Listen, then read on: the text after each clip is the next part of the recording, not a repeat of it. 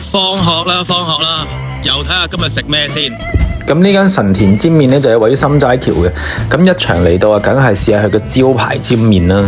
咁呢間鋪頭幾吸引到我嘅咧，就係佢裝修都幾靚。咁啊，在場係一個 L 型吧台啦，我諗坐到15個人左右。咁今日嚟到都唔使等位，咁佢都好貼心噶。前面仲有 QR code，你掃下 QR code，咁佢就會教你點樣食佢呢個煎麵。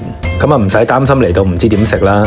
咁個麵嚟到嘅時候，見到個麵條咧，望落都幾靚仔嘅。咁我就再嗌咗一個梅菜炒飯，冇講咁多，即刻試下個麵先。麵質嗰方面，我覺得都幾好食嘅，都幾彈牙嘅。咁個湯嚟講咧，我自己就覺得老老實實，唔係太特別嘅啫。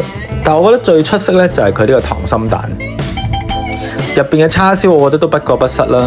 呢個飯坦白講，有啲令我失望，係有少少凍嘅。麵嘅份量我覺得都比較多嘅。其實如果你一個男人食嘅話，其實嗌一個煎麵都絕對夠飽。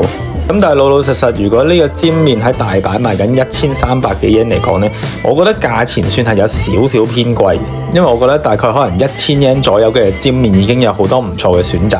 咁但係呢間鋪頭嘅勝在又係唔使排隊，裝修又幾舒服咁。咁我覺得下次如果大家有機會嚟到大阪，而又咁啱喺心齋橋附近嘅，都可以試一試呢間煎麵。咁如果有興趣睇多啲喺日本留學同埋生活嘅資訊，咁就記得 follow 我，再睇埋其他影片啦。下條片再見，拜拜。